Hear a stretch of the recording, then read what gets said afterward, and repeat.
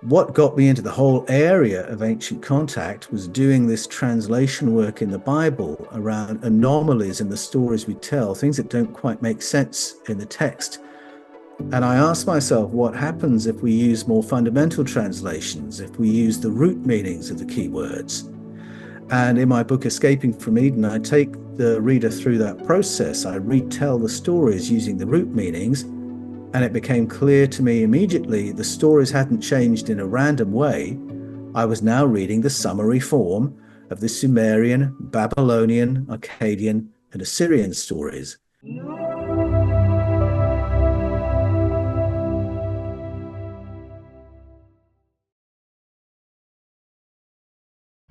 I'd like to welcome to the show Paul Wallis. How you doing, Paul? G'day, Alex. It's great to be with you today, and I'm tip top.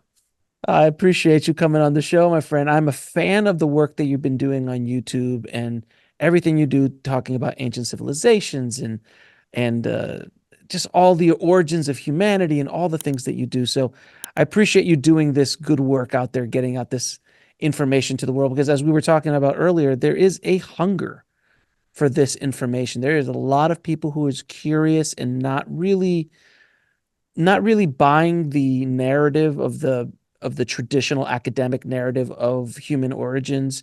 I mean, I always found it kind of ridiculous. That was like, oh, it's only, yeah, we're 5,000, 6,000 years tops old, and yeah, I'm like, it just doesn't make a lot of sense to me. And then I started curious, and then of course we could go into the deeper worlds of how old we are and all that kind of stuff. But the first thing I wanted to talk to you about, Paul, is the Book of Enoch, which is a very mysterious book that was left out of the Bible purposefully. And I talk about the Council of Nicaea on this show all the time. And people were like, what, there was a council that put the Bible together? I'm like, yeah, it didn't come from a mountaintop somewhere.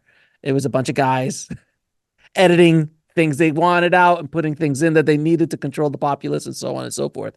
But the Book of Enoch is one of those texts that survived over these hundreds, if not thousands of years. What do you know as your understanding of its ancient origins and the spiritual narratives that were kind of left out of the main narrative? For sure. Well, it is a fascinating book. And I should say hats off to the Ethiopian Orthodox Church, which has always kept the Book of Enoch in its canon of scripture. And the Ethiopian canon is the longest continual biblical canon in Christian history. They kept it in, they weren't concerned about it. But when the Hebrew canon was being revised in the Common Era, and as the Christian canon was being put together, those editors, as you say, decided best to leave it out. And it was because it included themes that were really off syllabus in terms of forming, certainly in terms of forming imperial Christianity, which morphed very quickly into the Imperial Department of Religion, whose agenda was to give a religious imprimatur to the feudalism of the empire, obviously. Why would you choose any other kind of religion? But to make Christianity work that way, they had to distort it and they had to control what was in the canon ultimately. And the themes that were in the Book of Enoch that were unhelpful were a far more complex worldview, a worldview that is hinted at in the canon that we now have when we all go to a bookshop and buy our Bibles, but not unpacked to the degree it is in the Book of Enoch. Now, it is an ancient book. And when you read it, it's clear you're reading the world explained through an ancient lens. But anomalous information starts appearing in the text.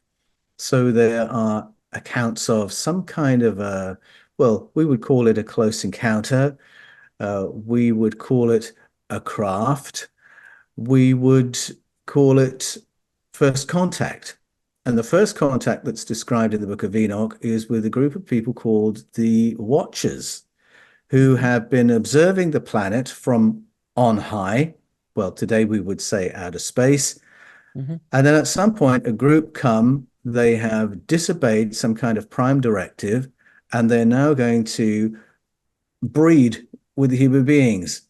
They have decided that Earth girls are hot. They want some of this action. And there's this story of hybridization that happens, which creates a great stink among the gods. It's a breach of protocol. It shouldn't have happened. And now we've got hybrid human and watcher wandering around. But it's not an invasion of the body snatchers kind of scenario. There's actually a positive aspect to this encounter as well. And the writer of the Book of Enoch talks about a rich cultural exchange between a civilization that's landed on the planet and our ancestors who are already here. And so it talks about learning agriculture, and then more entertaining things like hair and makeup and nicer clothes and jewelry. And it sounds like there's quite a party going on back in the deep past. And it's all there unpacked in the Book of Enoch, but not what was wanted for mainstream Judaism or Christianity. Now, we do still have references to that narrative in the Bible as we have it. Genesis 6 has a summary form of this storyline in the Book of Enoch, and the writer of Genesis 6 assumes his reader knows the Book of Enoch. Jude in the New Testament assumes we know the Book of Enoch and quotes it word for word when he references the biblical Enoch from the Book of Genesis. Mm. And it's a reminder, and this reminder is repeated all through the Old Testament, through the Hebrew Scriptures. The ancient writers expected us to read the Bible in the context of a world family of narratives, a world family of literature, so that we would get to this and say, ah, yes, the ancient hybridization. Ah, yes, the ancient ET visitors. Oh, yes, the ancient craft that used to visit us. But once you're reading the Bible all on its own, and many Christians boast it's the only book they read, when you read it on its own, you don't have that context. You don't say, oh, I recognize the pattern. And over the generations, translators have presented these stories in a more spiritualized way and haven't had the technological frameworks we have today to understand what's in the original texts. But through my books, the Eden series, I show that we can go back to the Hebrew original text. This is the wonder of the Bible, and say, I'm not sure that was translated quite right. What's the root meaning of these words again? And that's been my approach into this whole other layer of story. And it's a story that gives a totally different explanation of human origins, human potential, and our place in the cosmos. So you mean to tell me that before you mean the world wasn't created 6,000 years ago, and we should just ignore the dinosaur bones that we find? Well, I'm sorry to shock you. We certainly should not ignore the dinosaur bones. My children would be horrified if I were to Yes. suggest we ever did that. But yes, the timeline of humanity really is a very interesting topic indeed. And just in the last 25 years or so, discussion among paleobiologists about human origins has really shifted. Mm. And when you and I were at school, yes, that was the story we were told. That's how old the human race is. The Sumerians were the first civilization, although probably we weren't even taught about them at school. We'd be taught about the Egyptians and the ancient Egyptians. Romans, but we wouldn't go back to cities springing out of nowhere, raising the obvious question of how on earth did human beings do that? When we're thinking about human origins, early humans, hominids, the timeline has been pushed far further back than I was taught. And so I think there's quite a consensus that humans of our build, design, and roughly intelligence have been around for at least 200,000 years. And some of the measures that we take for evidence of human culture would take us back about 1.4 million years when you're looking at Mm. artifacts, use of fire, that sort of thing. And the story's become more complex. We've dug up more types of human. And so now it's not just one missing link we're looking for, it's an explanation of half a dozen different human species who coexisted on the planet before we obviously got the upper hand. So even in the mainstream consensus of human origins, the stories become far more interesting. It absolutely, and in the book in Enoch, and when I've done my studies into the Sumerians and Babylonians, you start going into those worlds, and there is these pesky sky gods that show up, called the Anunnaki. In the Book of Enoch, and by the way, and for people who are listening, the sky god storyline is in indigenous cultures around the world for as long as we can remember. I mean, with thousands of years, these stories were passed along about sky gods coming down and talking about this. And so it's literally on stone in the Sumerian texts, as well as the monoliths and things like that that we've discovered. But it's the Anunnaki in the Book of Enoch, or a version of that in the Book of Enoch. Oh, yes. So when I talk about the watchers in the Book of Enoch and this hybridization moment, that is a restatement of what you can find in the Enuma Elish and the other ancient Sumerian texts regarding the observers who came down and Hmm. hybridized. It's the same story. And the observers are introduced in Genesis 11 in the biblical version of it. This is the story of the Tower of Babel. And even in the translation today, you'd read it and think, what's really going on here? Because it says that tower, or whatever it was a construction to get people to the heavens, or so people could reach the heavens. Well, as soon as you realize that the heavens was just an ancient way of talking about the sky and deep space, and then realize that a civilization was bombed out of existence because that's what they were doing, you realize there's a bit more going on here. Read Genesis 11 alongside the Sumerian original, because that's where the biblical texts come from. And there's a little bit more finessing to the story. And we're told about 50 technicians who dispatch, I think it's 300 observers from ancient Iraq to their stations in the stars. And Hmm. now we begin to realize, wait a minute, this is either a launch pad or a portal, and we're talking about a civilization reaching spacefaring capacity, and then off-planet visitors deciding they don't want a planet Earth that's spacefaring. And so there's this great conflict. And so that's just one instance of an overlap of story. And the reason the Sumerian story is so interesting to me is that that is where many of the biblical narratives come from. What got me into the whole area of ancient contact was doing this translation work in the Bible around anomalies in the stories we tell, things that don't quite make sense in the text.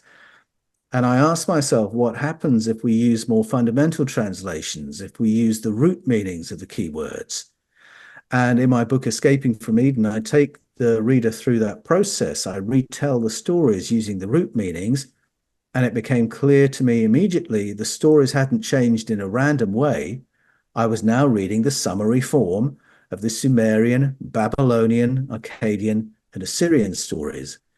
And as I followed that white rabbit, I remembered that about 150 years ago, when we started translating the cuneiforms of those ancient cultures, that's when we discovered, oh my goodness, this is where the story of Eden comes from. This is where the story of Babel comes from. This is where the story of Adam and Eve comes from. And as you rightly say, Alex, these are not God's stories.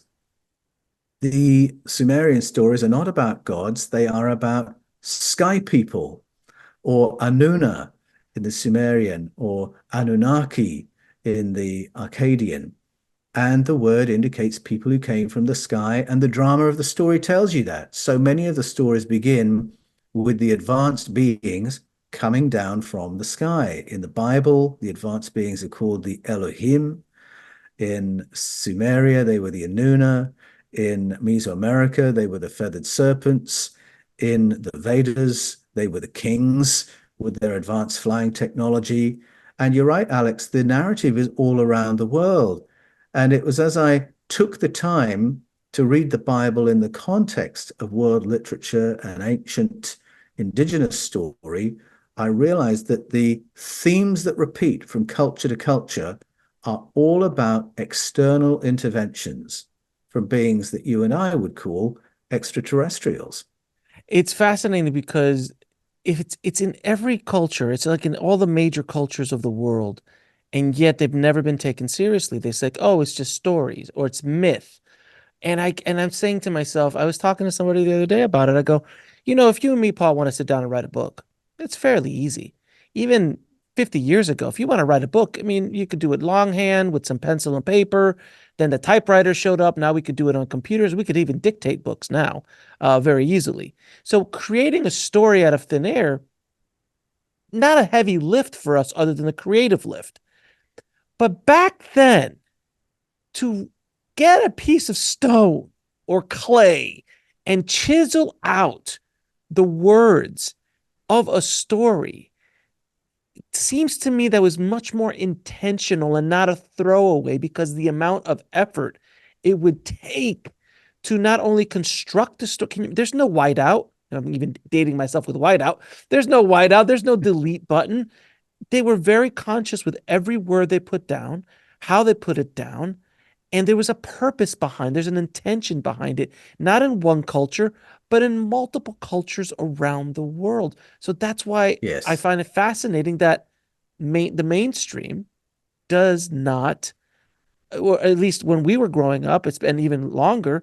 They won't even acknowledge that. They won't even look at it. They're like, oh, that's myth, that's story, because they can't explain it and it doesn't make sense through their lens of current days. And I was talking to um, Chris Dunn the other day about the technology of the past. And I go, they only look at the past. Archaeologists look at the past through the lens of our technology today. So if they didn't have an iPhone, they were obviously savages.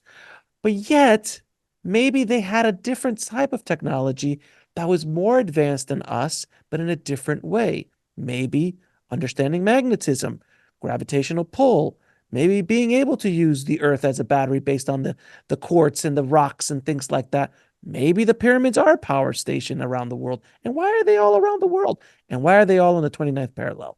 These are all questions that start to come up. They are So I all find it very good fascinating. questions. So I Yeah, find they it are all excellent. fascinating. Yeah, I find it fascinating. That point you made about how difficult it was to create these records compared with today, where we can tap something out on our phone or our laptop, that's a very good point, because these ancient texts we were just talking about were glyphs in clay or glyphs in stone.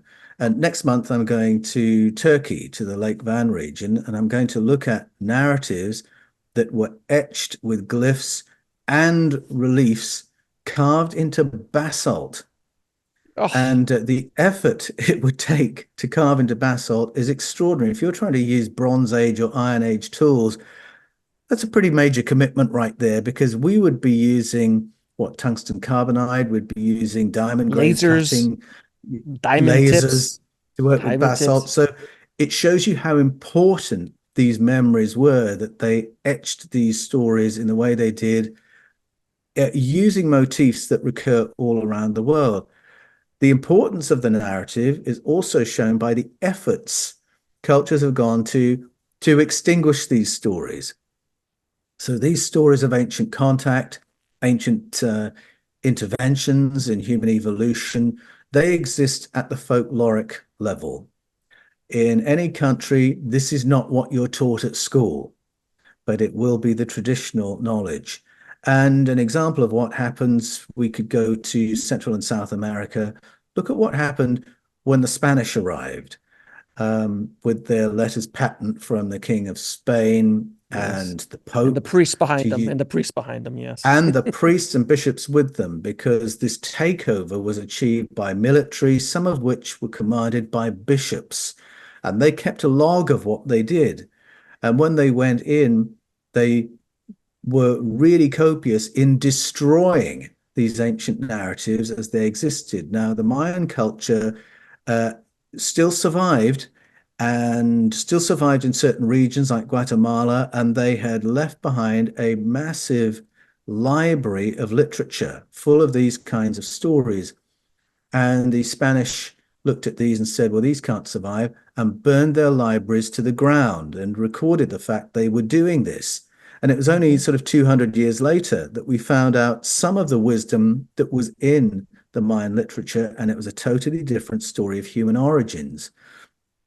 Now, I argue that if the Spanish had been reading the Bible by the root meanings, they'd have said, oh, we recognize these stories. We know about the sky people. We know about genetic engineering.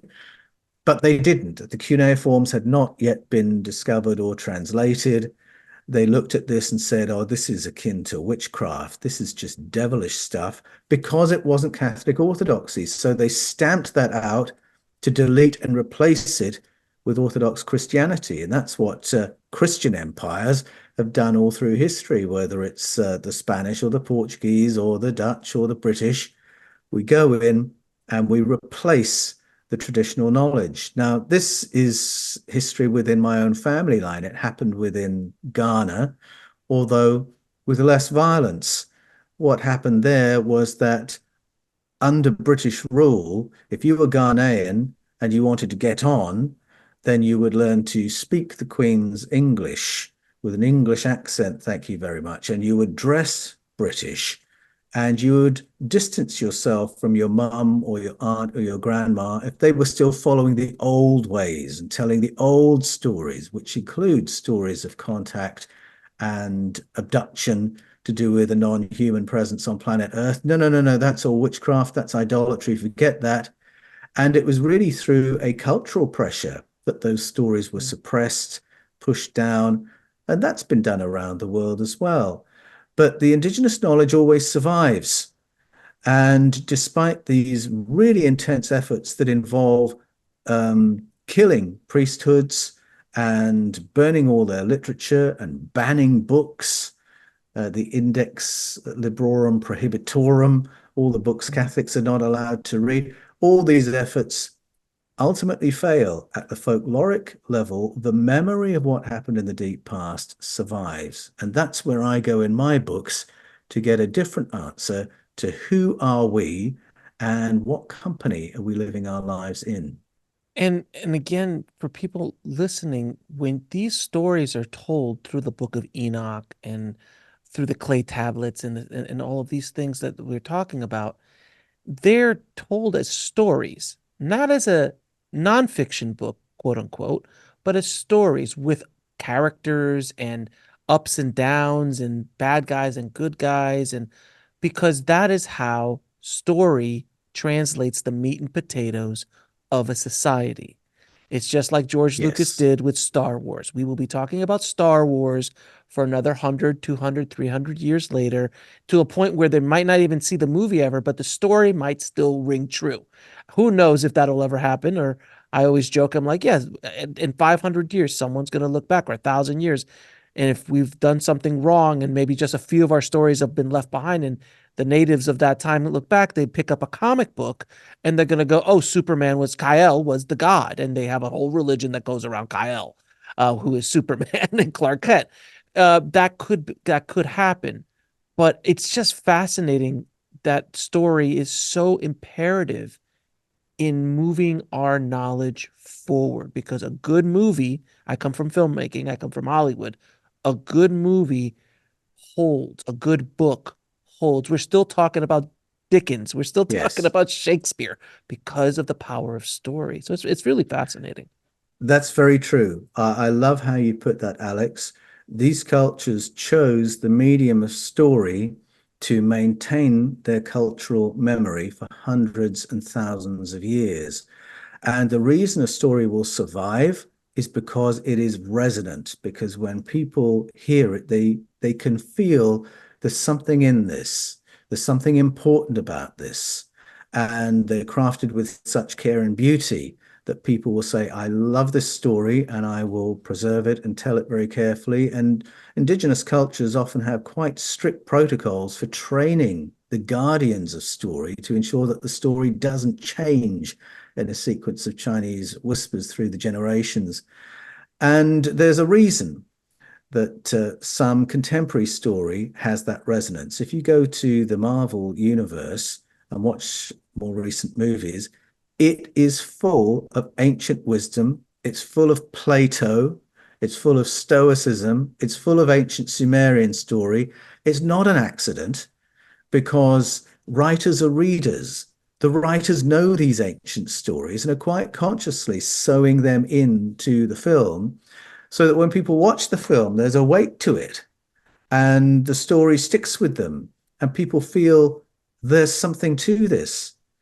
If you read the Edgar Rice Burroughs stories of Tarzan or the Rudyard Kipling story of Mowgli in the Jungle Book, there's something very resonant about that story of a wild human, a hairy human living among the animals who is met by a sophisticated female who civilizes the wild man and brings him into the city. Now, that story is far older than Edgar Rice Burroughs and Rudyard Kipling. It is told in the earliest written story known to humanity, the Epic of Gilgamesh. Mm-hmm. And it is the retelling of the story of Enkidu, the primitive human who is upgraded and adapted through introduction to different foods by a female sky being called Shamhat, so that the human being can go from living wild among the animals to living in cities, where the human being, according to the Babylonian story, then becomes the working class for the sky people. So it's an ancient story that keeps getting retold. And the reason it's resonant is because it's human memory. And I think we sense that when we read it, but as soon as you start reading the family of world literature, you recognize the patterns and you say, there has to be a reason it's told in this culture and this culture, cultures that seemingly had no contact with each other at different periods of history. And it was those correlations that first got my attention and that pulled me into the whole world of paleo contact. And from coming from the world that I have come from, which is Hollywood, and having a podcast in that space, I've been able to speak to some of the greatest storytellers of our time and also story gurus, if you will, who understand story at such a deep level. They're the ones who teach the Yes. screenwriters and the filmmakers about story. And I've had deep conversations with them about the story structure. We've all heard of the hero's journey, Joseph Campbell's hero's journey. There's a reason why that Yes. story rings so true to us because it's an example of our own life. It's the soul's journey. It is so many different things. I just Can I just discovered, mention, please sorry, jump in, I don't want to interrupt, but Joseph please. Campbell was such an interesting discovery for me Mhm. because as I was doing the research that led to Escaping from Eden and the whole series, Mhm. it grew out of a period of study where what I thought I was doing is preparing my next sermon series, because my background is in Christian ministry, 33 Mhm. years in church-based ministry. And I knew there were these anomalies in Genesis I'd never got my head around, these Mhm. plural gods, these plural Elohim. So I Mhm. started studying. I did a sermon series on different characters in the Bible, and I tried to do it at greater depth than I'd ever done before. And I started thinking, wait a minute, all these characters, whether I'm looking at Adam or Cain or King David or Abraham or Solomon. Yeah. Isaac or Jacob, the story is all following the same shape. It's the same story told over and over again. Now, I'd never heard of Joseph Campbell when I made this discovery, but I started piecing it together. And as soon as I realized somebody had spotted this before me and had written a whole book about it, A few books. that clued me. Okay, you've missed something, Paul. In all the 30 years you've been preaching, there's a whole layer you need to get into here. So I just thought I'd mention that. Yeah, it's I mean I was introduced to Joseph Campbell's work, but to Star Wars from Star Wars because as a filmmaker you watch Star Wars. It's one of those films you watch, and it is the most perfect representation of the hero's journey. The first Star Wars, the 77 Star Wars, of the hero's journey, such a great representation. And Lucas worked with Joseph Campbell. He was a mentor of his and was bringing him the script and showing him. Am I hitting this right? Am I hitting that right? Am I getting the court jester character right? Am I getting the villain right? Is this the proper obstacle here? And it is fascinating. But going back to the book of the Epic of Gilgamesh, I was I was speaking to somebody the other day about the Epic of Gilgamesh, and I discovered that the story of Noah, the story of the Great Flood, is again in many cultures around the world. there's always this great flood story. But then I discovered that it's in the Epic of Gilgamesh. It's literally in the Epic of Gilgamesh. And that's older than all the stories that we have currently that we have discovered. So arguably, this is the origin story of Noah. And it's the origin story of many, as we've discussed, of many of our common stories that come from the Epic of Gilgamesh, just retold again and again. So then you have to ask yourself, well, obviously there wasn't a Noah, and there wasn't a big boat but was there some form of that made sense? There was some sort of record of that, maybe not the way the Bible portrays it, or Russell Crowe did in his amazing movie Noah, Darren Aronofsky's movie. But is there a combination of there's what you think, what I think, and the truth is somewhere in the middle between all these stories. Truth. If you're enjoying this conversation, I invite you to go deeper down the rabbit hole with me on Next Level Soul TV. It's packed with exclusive content like live special guest Q&As, daily podcasts, commercial-free access to the entire Next Level Soul catalog, early access to episodes before they air, and special meditations you won't find anywhere else. We will be adding new exclusive content every month, plus you can connect with me during my monthly live streams. Just go to nextlevelsoul.com/subscribe and join our soulful community today. I'll see you on the inside.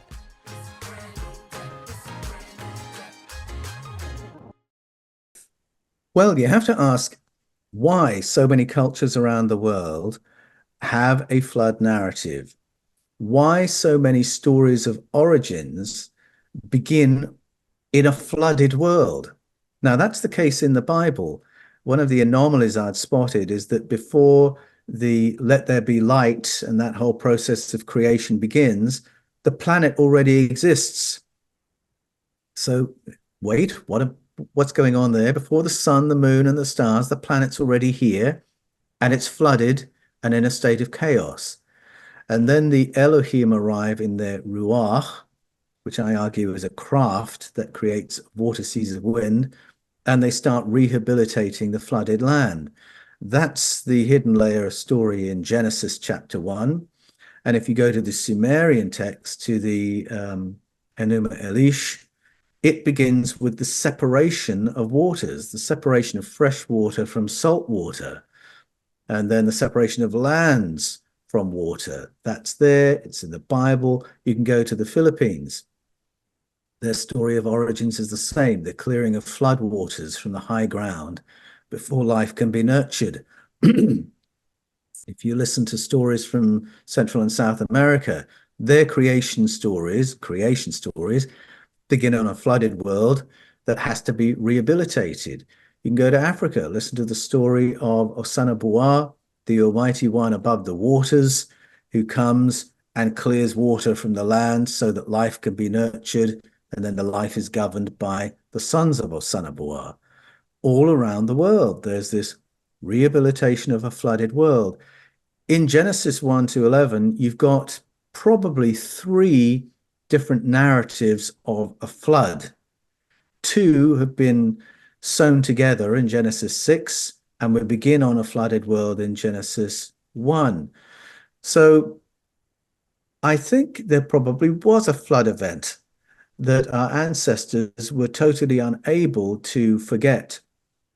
But these stories are a very interesting fusion of what's been remembered and what's been forgotten. But visitors coming when we were on the brink of extinction, clinging to life in a flooded world, that is an almost universal story. The Iroquois have a version of that story as well. And so then how does the Noah story fit into that? It is fascinating. The Noah story is the biblical version, and then we've got a couple of versions referenced in the Epic of Gilgamesh.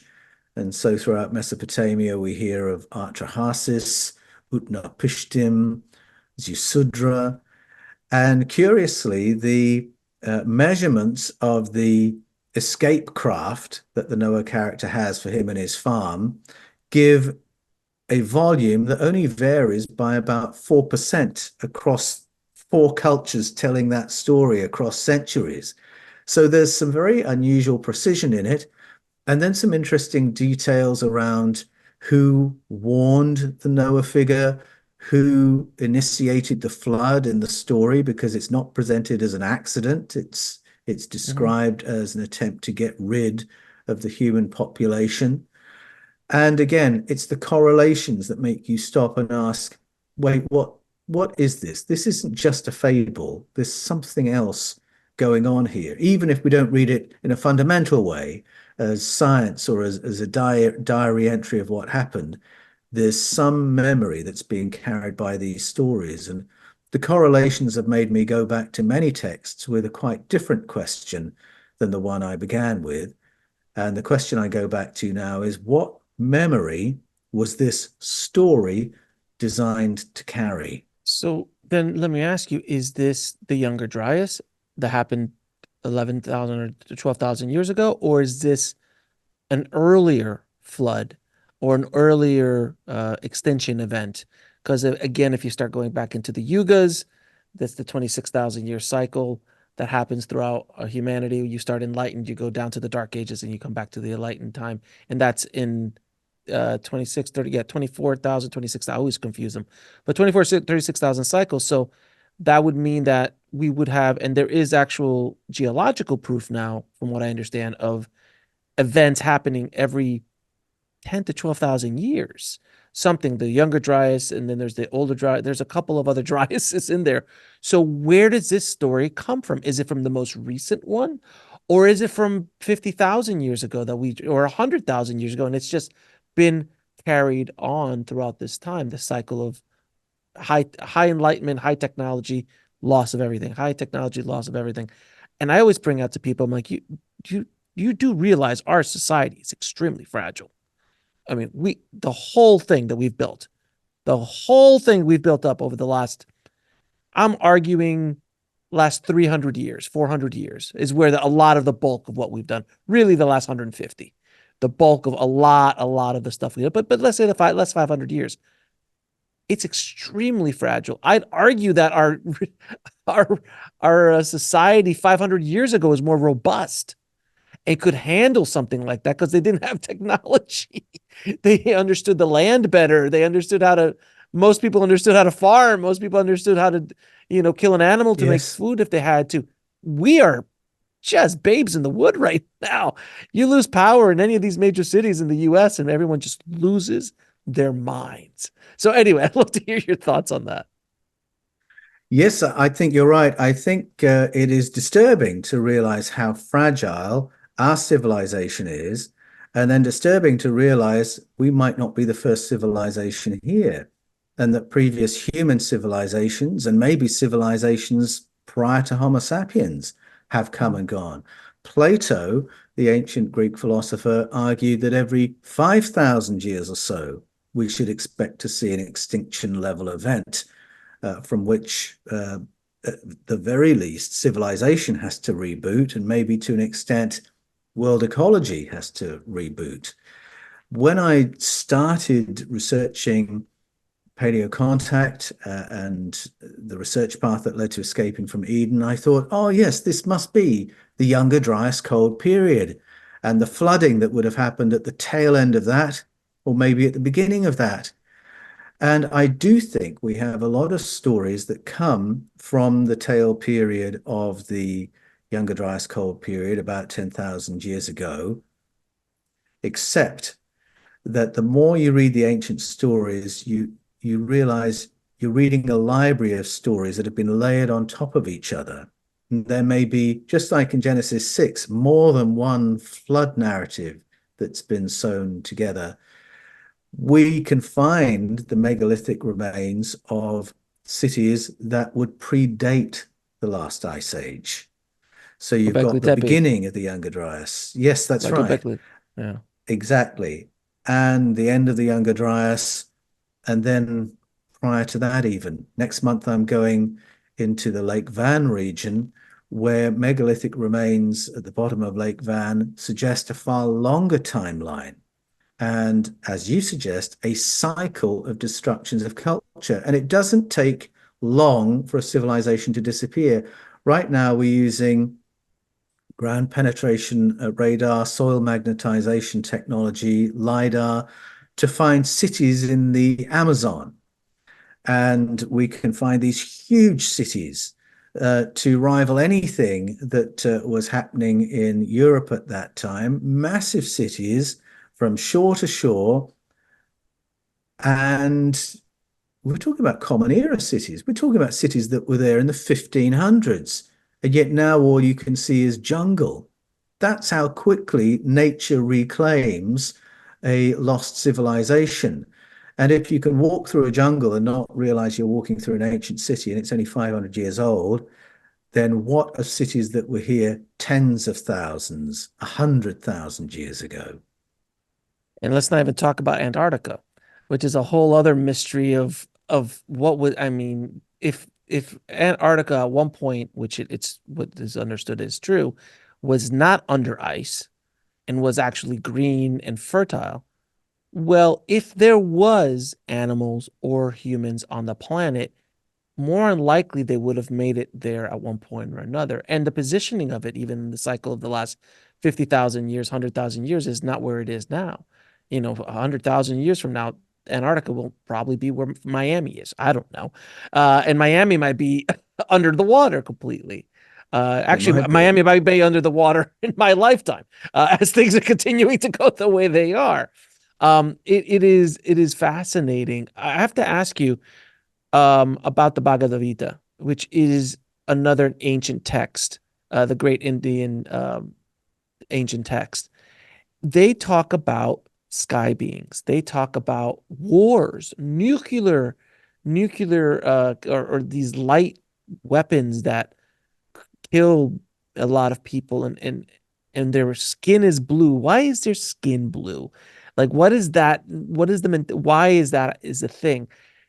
And this has been around what? How old is the Bhagavad Gita? We're talking about 6,000 years old? Like, if not the Vedic texts, they say go back even older than that.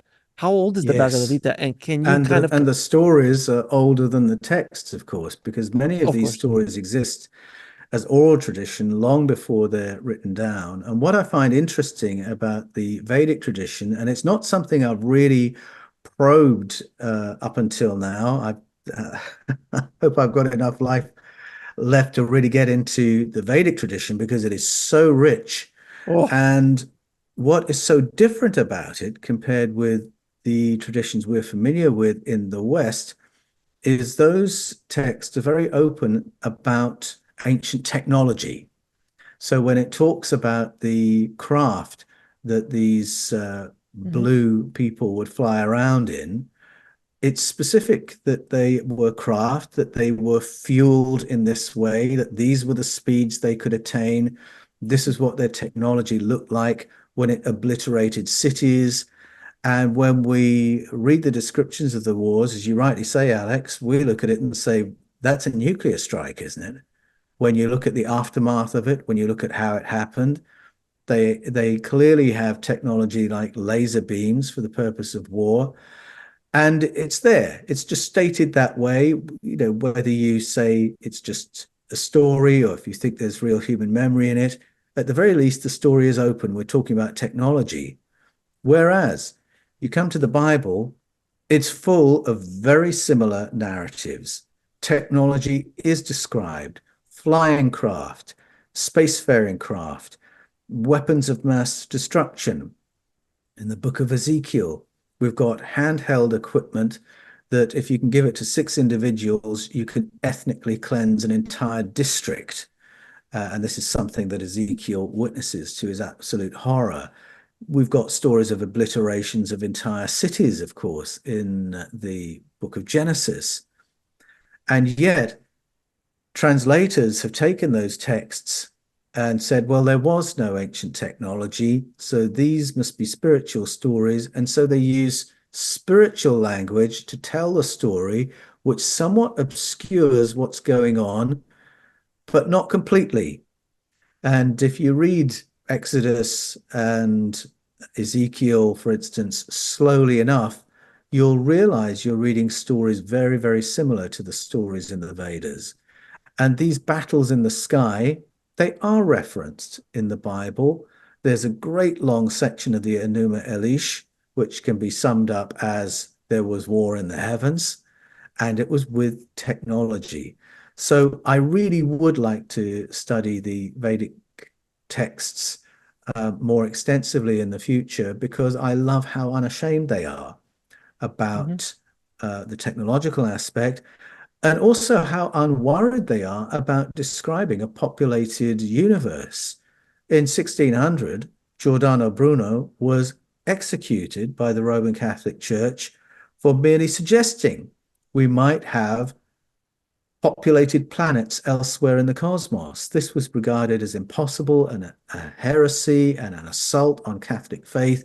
And so they burned him alive for everybody to see. This is what happens to you if you speculate about these things. And yet in the East, totally uncontroversial. People had been reading it and believing it for centuries, and the sky had not fallen.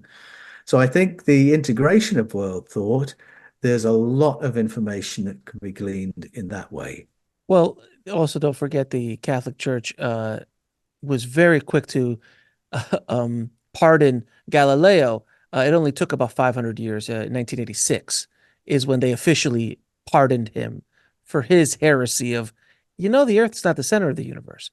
Uh, and Yes, I've got yes. proof. So they run a little slow. And 409 years to get from burning Giordano Bruno to telling the faithful they should all be thinking about a populated cosmos. It's absolutely insane. What I find out fascinating as well is that you're saying that the mainstream or the academics will look at those stories. Like, well, obviously, there's no technology like this in the past. These must just be stories. Well, if they were writing stories back then, where's the Stephen Kings of the day?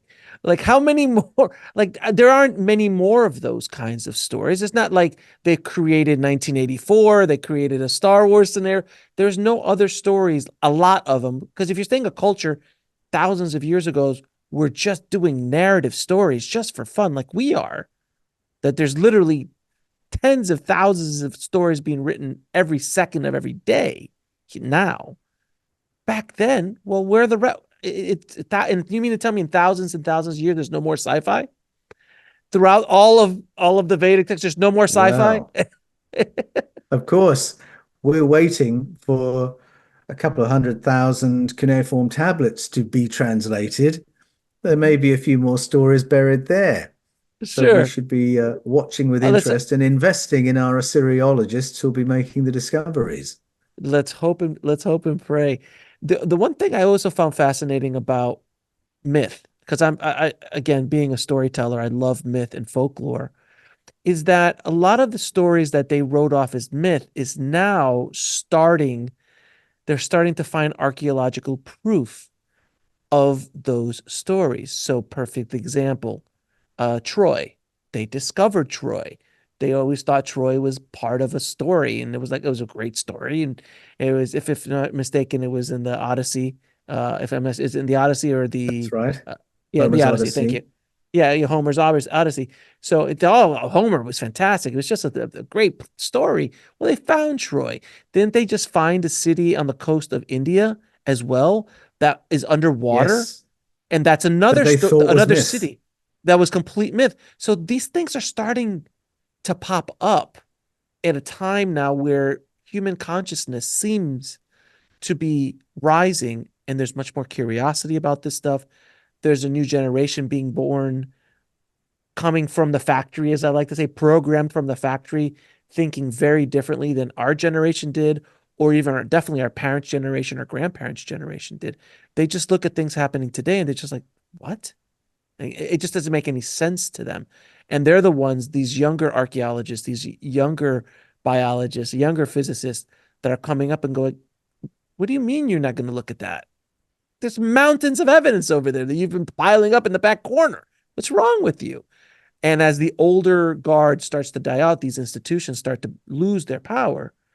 This younger new generation is starting to open up doors that you and I, as curious souls, have been waiting for.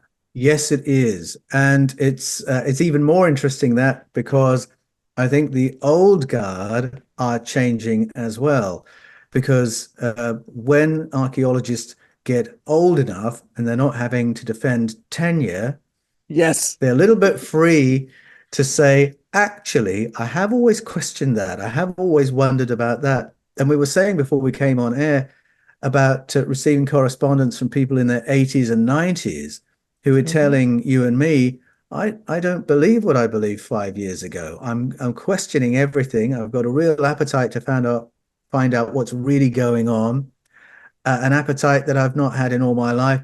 It's a very interesting period. And I find this from the world of ministry as well.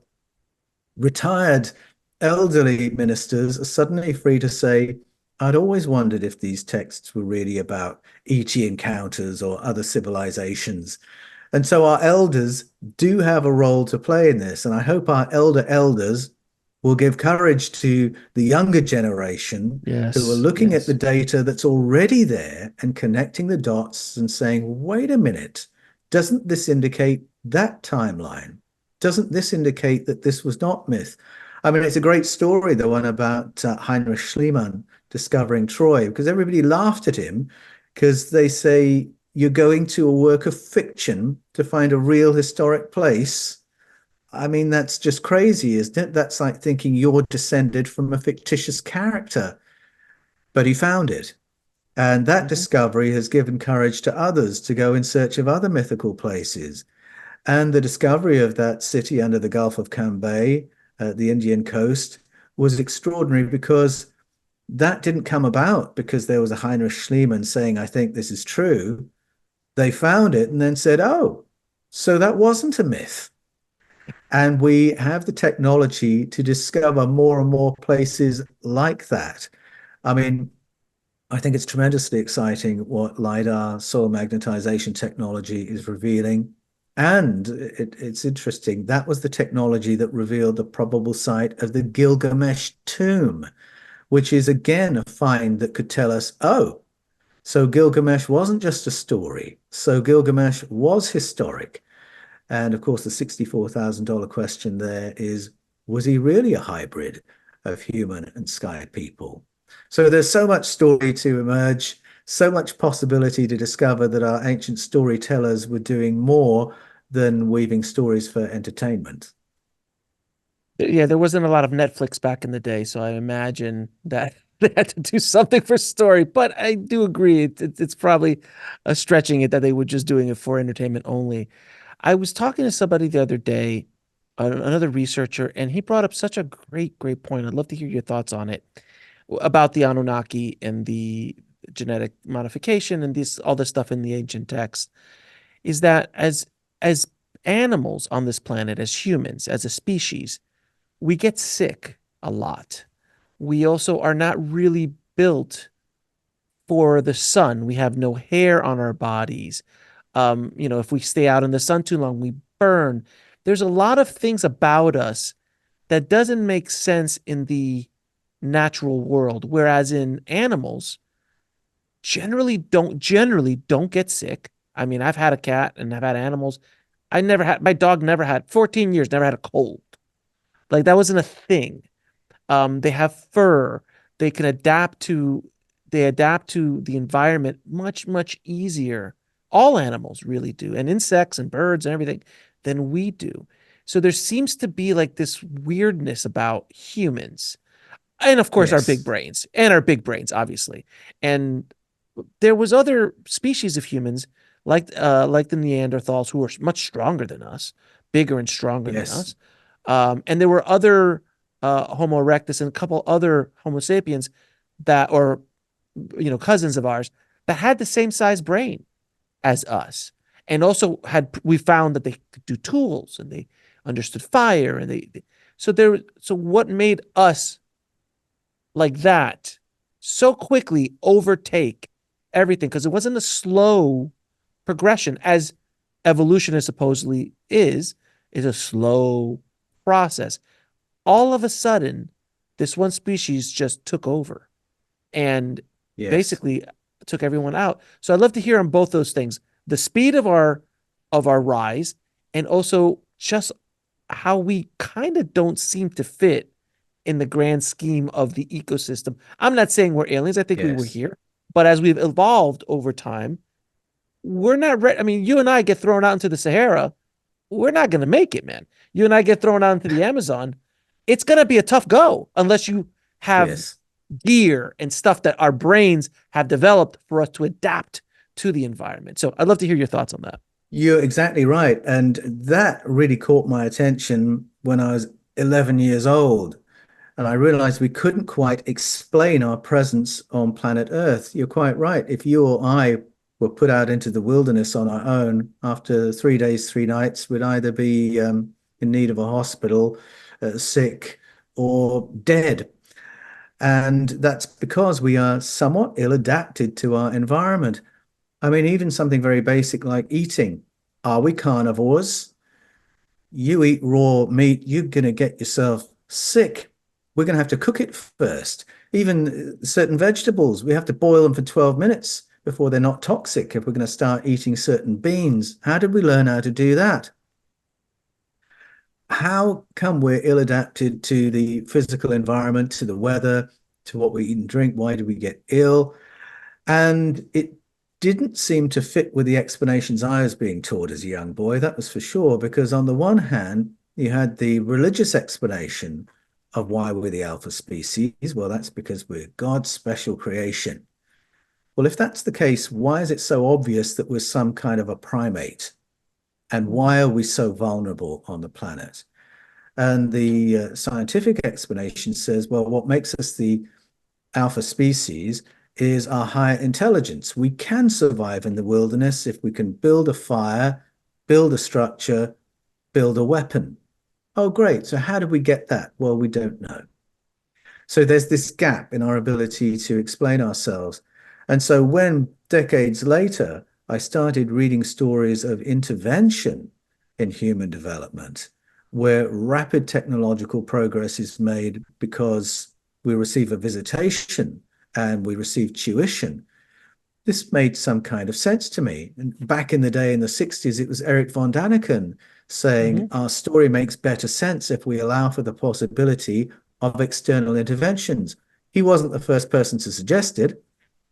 Plato said that's what happened, that we are part of the natural fauna of this planet in our roots, but that we had help to upgrade us to become more conscious, more intelligent, but that some of these alterations actually made us more vulnerable because now all of a sudden we're less robust physically. We don't have hair protecting us from the climate, from the sun, from the cold weather.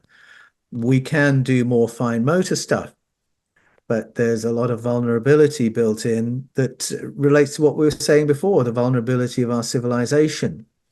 And so many stories around the world tell us this is what happened, that not that we were created by visitors, but that we were tweaked. The Mayan story fascinates me Mm-hmm. because if we listen to the story of the genetic engineering done by Kukulkan, Cucumatz, Quetzalcoatl, they're really all the same figure. Mm-hmm. What that story tells us is that it was a very long, slow process of um, finessing natural processes of evolution to create us. And that what Right. the feathered serpents wanted was a species intelligent enough to work for them, but not so intelligent that we couldn't be managed. And that the result of this experimentation was us, plus the ape-like creatures that live in the forest. Now, that caught my attention because this is a story that is ages old, and yet it's just stated something that DNA research would confirm today, and that is we didn't come from apes. We and apes came from something else. We share a common ancestor. And then the difference between our branch and the ape branch is very, very subtle, a Oh, fusing of two chromosomes, which is a right. very odd thing to find. So we've got data in the present that confirms this story told by the ancient Mayans, which in the West we hadn't heard that story because we'd burned all their books until Charles Darwin said, I think we and apes have a common ancestor. So I find all that fascinating as well. I find it fascinating the evidence that's emerging in DNA research. And if you want to find serious credentialed scientists around the world open to the idea that we have either off-planet origins or that we've been altered artificially, it's DNA researchers you want to talk to, and you'll find a surprising body of people open to these stories. And it is from the difference between us and the primates is so minuscule. It is a chromosome or two in the DNA strand. There also seems to be, because I've had a lot of guests on who, and I've spoken to a lot of people who are into the body hacking movement of being able to hack their body and longevity and live for 1,000 years and that kind of stuff. Obviously all the billionaires want to live forever, because why wouldn't you? You have all the billions of dollars, life is good. So they're all fascinated with freezing themselves and all that kind of stuff. But when you dig deep, deep, deep into the DNA of yourself, there is a chromosome or a part of the DNA that's capped, that literally puts an expiration date on your body. Because arguably, you shouldn't age. Arguably, you regenerate your skin, you regenerate your like, I don't know what the time is, but like within a year you have a new skeleton, you have a new heart, and because you're constantly regenerating your body. But yet there is a time limit on that on a genetic level. I find that tremendously fascinating. And then when you start going down the road of the yogis and the ascended masters and the avatars with stories like Babaji, who, has been around for 2, 3, 4,000 years and hangs out in the Himalayas and still alive today doing good work behind the scenes. And you hear these yogic stories from the Vedic traditions of people living hundreds of years. Noah apparently was supposed to live 900 years, if I'm not mistaken, in the Bible. Was it Noah, Abraham? No, it was Noah. Yeah, Noah was supposed to, or Moses, excuse me, Moses too. I'm not sure if it's Moses and Noah, but I know one of them Noah, lived for, it Noah, was Noah, right? Yeah, lived yeah. for 800, 900. So this idea of long-term life is interesting for certain people who understand or can manipulate their DNA at a molecule, an atomic level, if you will. Yes, yes, that's right. So it's the telomeres that define how long we live. And so it's intriguing to me that in the Sumerian and the biblical narratives, there's a moment in which our advanced visitors decide how long human beings should live. And they say we're going to cap this at 120 years, which is pretty much our top point to this day. I mean, more of us are able to live longer lives, but there really does seem to be an upper limit around 120 years. So that caught my attention. There was a really interesting experiment done with a fellow who lived underwater for 90 days. And when they brought him up, he was healthier than he'd been before, and his telomeres had lengthened. And they were trying to work out what had caused this. And there's a theory that it was a higher oxygen content that had caused this to happen. And I only read this story recently, but I realized there's ancient story that relates to that. You can go to Hawaii, listen to ancestral stories on the land of Molokai. They'll talk about an ancient invasion when the Mo'o came. And these were sort of draconic entities who arrived from somewhere and governed over our ancestors in the deep past.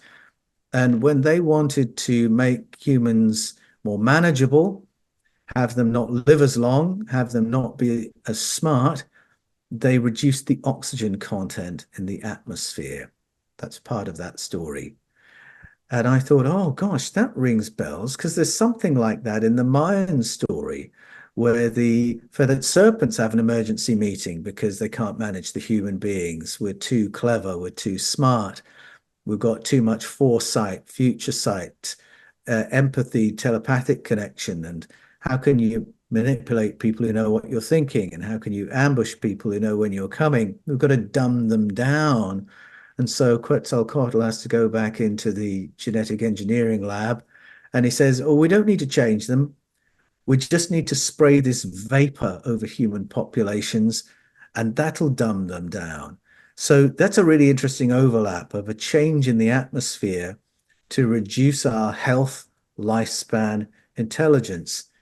Um, for a real world example of that, I'm old enough to remember the 1970s when journalists were telling the world that leaded fuel was brain damaging our children, that our whole atmosphere was becoming polluted because of leaded fuel, and that children who lived in urban environments surrounded by idling traffic were less intelligent and more aggressive because of the fumes from leaded fuel. Now, of course, there was a huge pushback from the oil industry against this story. Oh, this is just paranoia. There's no evidence for this, except there was evidence. And the journalists pursued this around the world. More and more evidence came. It's why today we now drive vehicles with unleaded fuel because we worked out this was happening. Our atmosphere was damaging us, our children, our future, and we didn't want to brain damage our children. And so we cleaned up our airspace. And I look at that moment in history and I think, wow, if we had known the story of the mole and taken it seriously, if we'd known the story of the feathered serpents and taken it seriously, we would have known that the cleanliness of our atmosphere is absolutely vital to our health and longevity. And we would You have listened think? to those journalists a lot more quickly. Yeah, you would think, right? I mean, this just seems like common sense, but I mean, I remember in the 80s they were talking about the ozone layer, and the hairspray was killing the ozone layer. And they finally, again, I think it's been repaired or got close to being repaired because of a lot of the things we did. Um, when you're talking about dumbing down their creation so it doesn't get out of hand, man, that does sing really loudly to what's happening today with AI. We are creating an intelligence. Now it's a basic intelligence and it's a virtual intelligence. Doesn't, at this point at least, as we are talking here, they're not, you know, embedding that into humans yet or hybrid humans, but that is coming. That's what Elon Musk wants to do. We all want to kind of be able to plug into the matrix and learn kung fu in 5 minutes, in 5 seconds. So that is something that is happening, but our the way we're looking at AI is very similar to the stories of the Anunnaki, how they looked at their creation, their hybrid creation of humans. Like, oh, we got to put some guardrails up because we don't want them to get out of hand. And we're looking at AI the exact same way. I just kind of came to me while you were talking about them. Like, well, that's basically the argument we're having about AI right now. Yes, and I mean, there are so many versions of that story of we create something and then what we've created threatens us. It's a very resonant story, whether we're thinking about Frankenstein's monster or Hal in 2001. And I think it's resonant because we can feel there's a danger coming. And AI can be a really powerful tool as long as we're the masters. And as long as we don't seek to create a new conscious intelligence, I think that I think we need to be creative in how we use it. It could be a phenomenal tool, but my concern is partly how conscious does the AI become, but then how unconscious do we become? Because you've only got to travel through an international airport to begin to experience what it is when decisions are made by machines instead of by human beings, Mhm. and how vulnerable you feel in that situation. If it's an algorithm that's going to decide whether you're going to be allowed through or allowed home or carted off to some holding room somewhere, and the humans are not habituated to using their human intelligence, well, there's a terrible vulnerability built into that.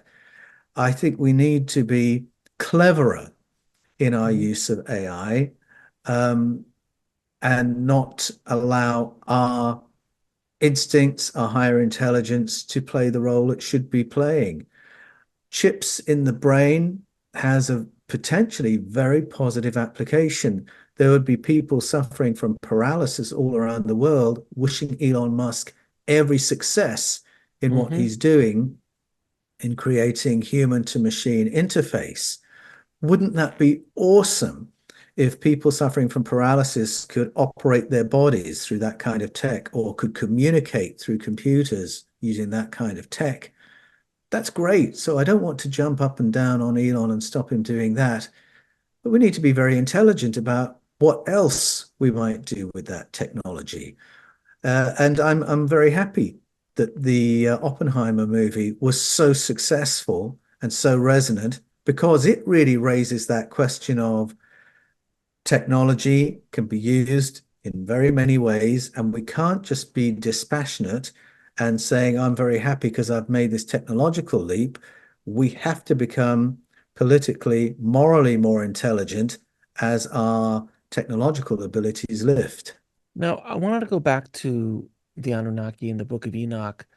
Is there in these older stories a spiritual component? Because it sounds, at least from my understanding of the Anunnaki story with the Sumerians, that they're just gods and they're just beings that come in and they do all the stuff they're doing. But talking to gurus and yogis and swamis over the years, I've come to understand, and I'm a quantum physicist, I've come to understand that you need a certain level of frequency to even to be able to travel, to get to the level of technology to be able to travel from star to star. You have to be at such a high level of frequency that you're basically so close to God, so close to source. You have a open understanding of things that you and I think is science fiction, but they would think of it like, oh, frequency is obviously fundamental. I don't understand why you guys don't understand that you can create your own world with your own thoughts because it's based on frequency and so on and so forth. That things that the yogis and the avatars have been trying to teach us for thousands of years. But is there any aspect of spirituality within those stories that are these gods ever talk, or the Anunnaki ever talk about a spiritual aspect to where they come from or their belief system? Well, the short answer to that question is no. But there's a very interesting way in which consciousness comes into the picture when we look at ancient stories of contact. It also relates to contemporary ufology, if I can go there for a moment, because Mhm. when we listen to Department of Defense personnel who have had to engage with UAPs or Mhm. UFOs in the modern era, they will talk about the way our visitors are able to zip through space and through our airspace and through the water. That's all domain anomaly in the language of the Department of Defense. And these craft move as if they were animals rather than craft being piloted, as if you couldn't get a piece of paper between the thought and intention of the pilot and the movement of the craft. Now, that's what's been observed. We go back to script writers and what they're doing with the data that's leaking out of real world engagement. And if you go to the Star Trek universe, to Star Trek Discovery, there's something there called the spore drive, which enables the pilot to interface directly at an organic level with the craft so that through the mind of the pilot, the craft is instructed to ping into this airspace in this other part of the cosmos. If you listen to the physicists who are working on the metamaterials obtained from UFO retrievals, we've got a microbiologist working on those. That's Nobel Prize nominee um, Gary Nolan. Why is a microbiologist working on these materials? Why, in the hearing of July the 26th, 2023, were the witnesses talking about non-human biologics? And it wasn't quite clear if they were talking about the pilots or the craft. So I'm going to stick my neck out and suggest that there is something organic about the materials from which these craft are made that involves an ability to interface between the mind and consciousness of the pilot and the behavior of the craft. So this comes to what you're talking about Where does our mind need to be? What does our frequency need to be before we can flip through the cosmos? So that's not just a spirituality question, it's a technology question as well. And then back to where I started in the indigenous narratives of the world, they speak about our visitors coming because they are very interested in our capacity for consciousness, that there's something unique about the way a human body can host consciousness and express and experience consciousness that is different to our visitors, and that Mm. many of our visitors have a far flatter experience of life because they don't have the emotionality of human beings. And it's not hard to imagine that even if all life in the cosmos is related, there's something unique about Homo sapiens. We have an animal strength, a certain robustness, we have mammal emotion, and we have higher intelligence.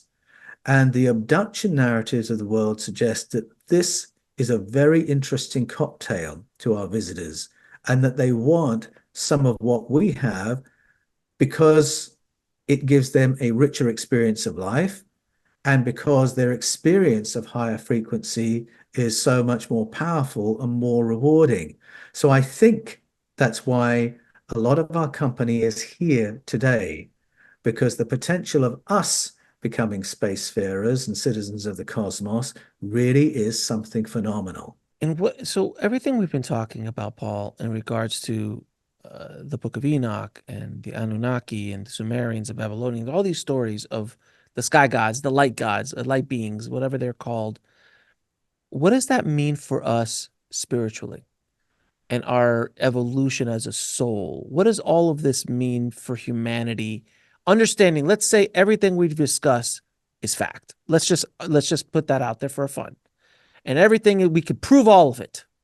And all of it, that we found the video. We found the video. Someone was filming back then. We got the video. We got it all taken care of. What does that mean for the evolution of humanity's consciousness and our individual soul understanding where we're coming from?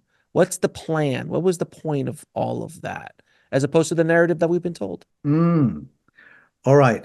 I think what has gripped me is that these different stories of origins that exist in these indigenous narratives implies a different level of human potential. So when I talked about that dumbing down story that we find in the Mayan story, it's there in African story as well, told by the Efik people. It indicates that our ancestors were smarter than we are. There was a point at which we were better at far sight, remote viewing. We were better at future sight.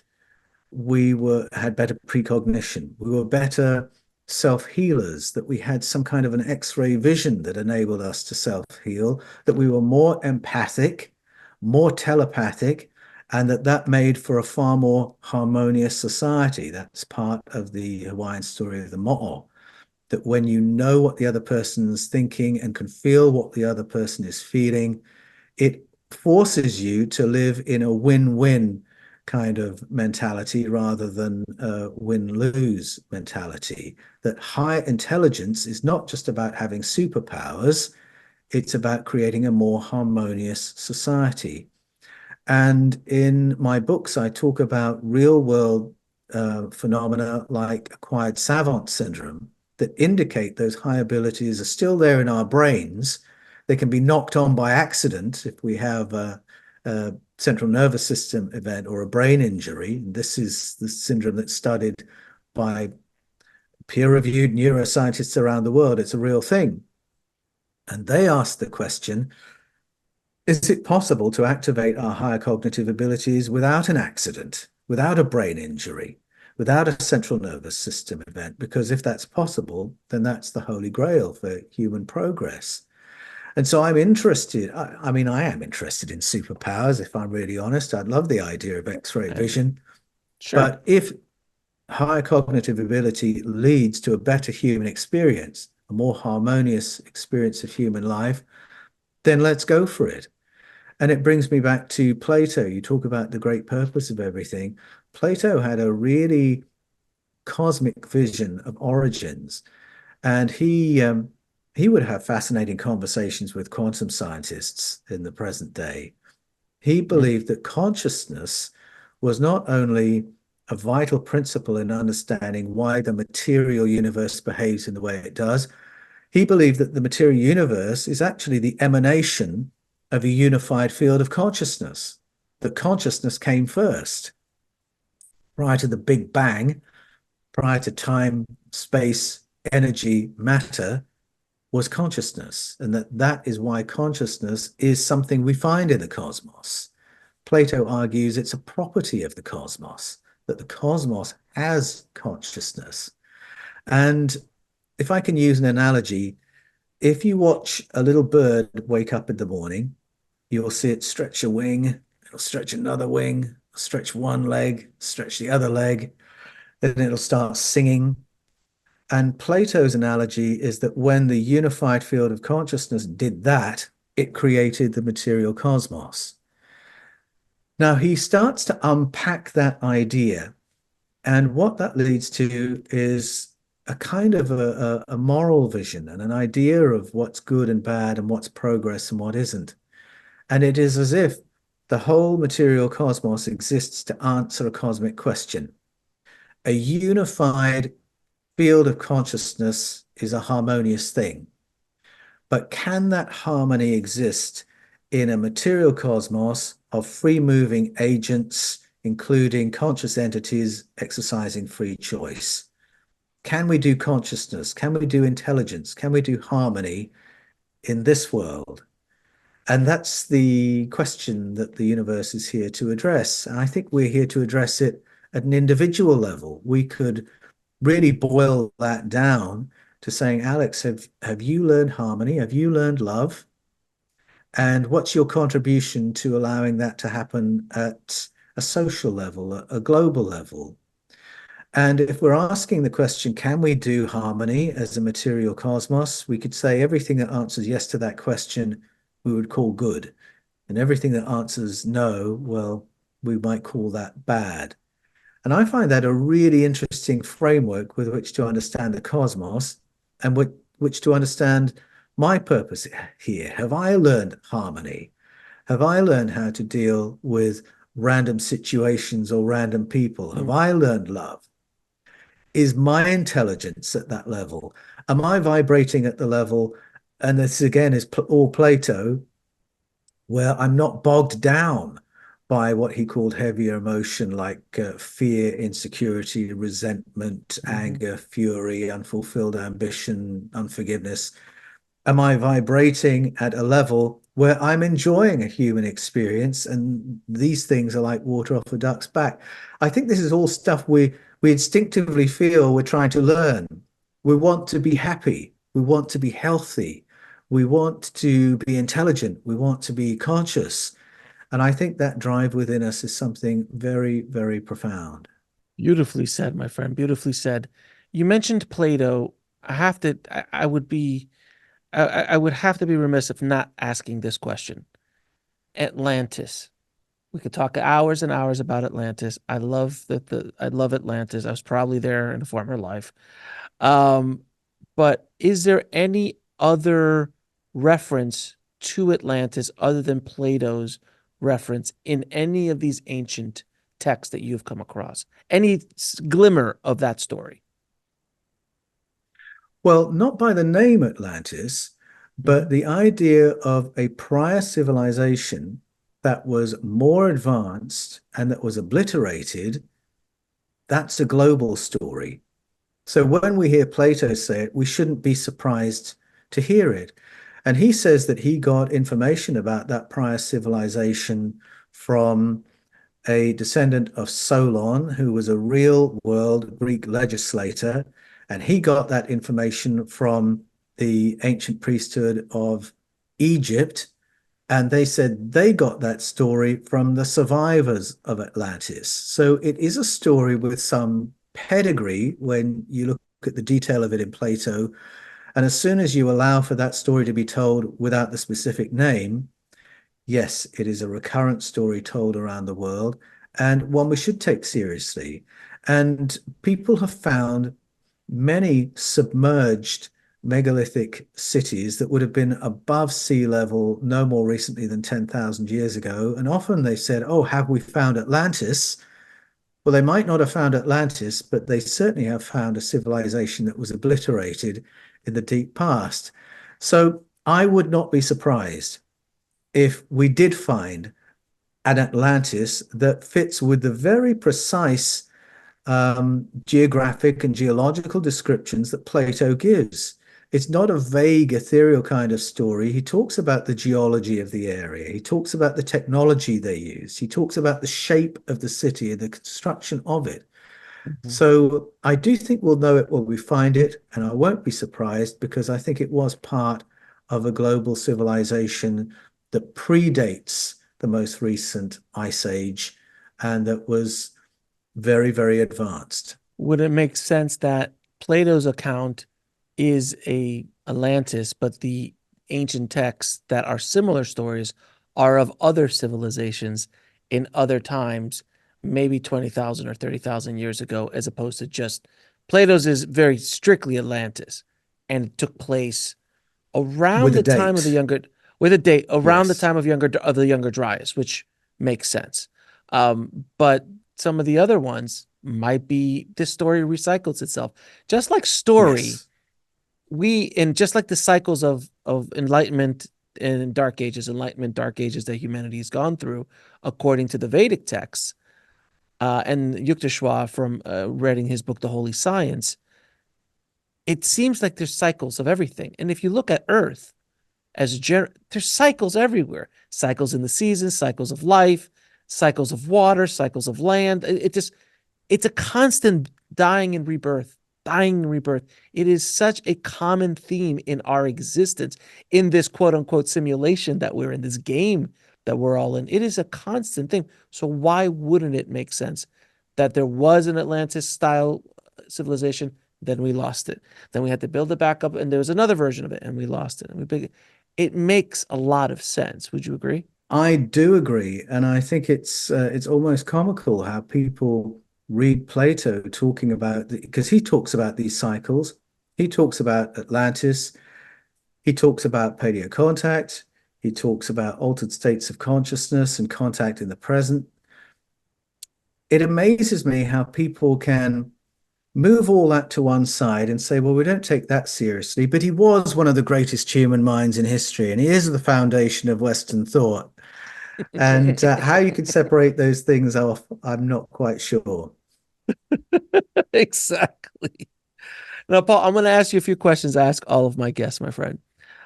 What is your definition of living a fulfilled life? Oh, what a great question. As I was just saying, I think we are here as learners. And I think any curious person who really follows their curiosity is going to enjoy this life more than if they didn't have that. I think it's one of the most important things that makes us Homo sapiens. So I think having a fulfilled life is not just about, having what you want and not having what you don't want. There's always this drive to go beyond, to become more, to learn more. So I think fulfilled, it's a funny word, but I think we feel happiest and most energized and perhaps do the greatest things when we allow that discontent and that curiosity to really drive us. At the same time, it is nice to have the things we want and not have the things we don't want. I think the only way we can achieve that, most of us, is by helping each other.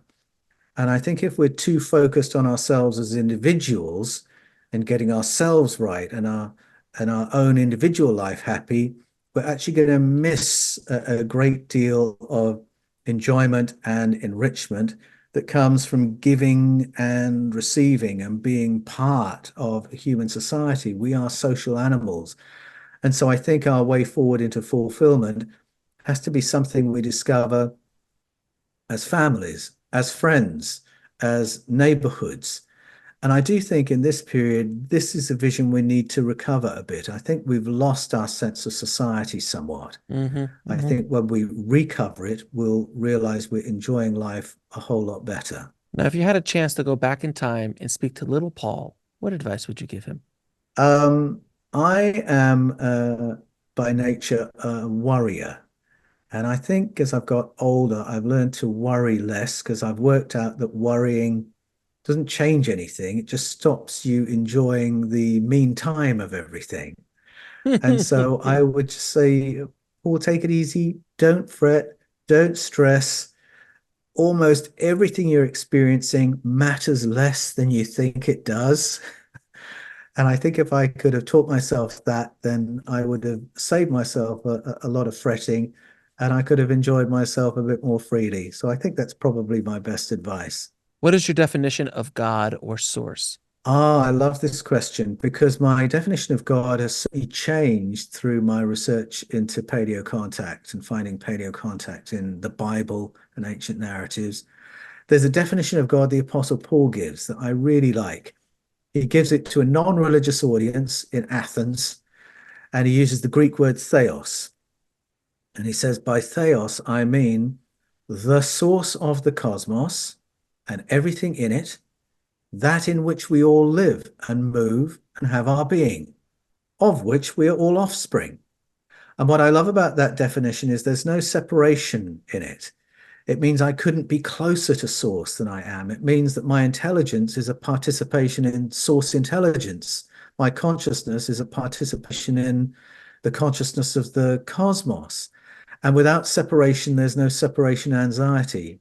And I think unhealthy religion has always traded in separation anxiety. You know, a message that says you're separated from God in this life, it's going to be even worse in the life to come. And we're going to tell you how to claw your way back into God's good books.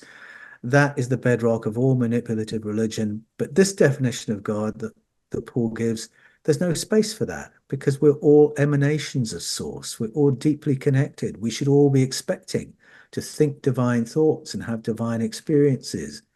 Mhm. And I find that a very embracive way of thinking about God, even if I don't use the word God, because I know it's very off-putting to a lot of people, but that's how I Yeah, think of God. beautiful. What is love? As I was saying before, I think love is something that expresses itself in community, in plural. And I think it has to do with living not just for oneself, but for others. And it's a desire for the good of the other, and it's a desire for harmony, What is the ultimate purpose of life? to learn love.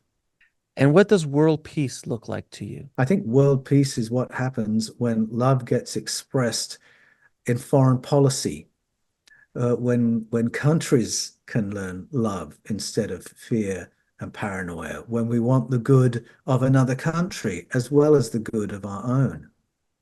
I think, I Be- mean, we cannot have world peace unless we think in those terms of loving the other enough to want a good that they will feel is good for them. Beautifully said, my friend. And where can people find out more about you and the amazing work you're doing in the world? Well, first off, go to Amazon and you'll find my books. The Invasion of Eden is the one being launched this very week. So you can find what I'm thinking, what I'm into in that book. If you want to get in conversation with me, then you can come to my YouTube channel, the Paul Wallis channel, or to the Fifth Kind on YouTube. I have two websites, fifthkind.tv and paulanthonywallis.com, Anthony with an H, Wallis with an IS. And if you come to paulanthonywallis.com, we can get into a longer conversation and you can keep up to date with everything I'm doing. And do you have any parting messages for the audience? Oh, I think we really touched on it just now and what we were saying, but I think if we could do love and curiosity, then we can chart a better way forward, live healthier and happier lives, and ultimately be more fulfilled as a species. Paul, thank you so much for coming on the show. It's been just a pleasure and honor speaking to you, and I appreciate the work that you're doing to help awaken the planet, my friend. So thank you. Thanks, Alex. It's been a pleasure. Thanks for watching. Click on one of the videos below to continue your journey, and don't forget to subscribe.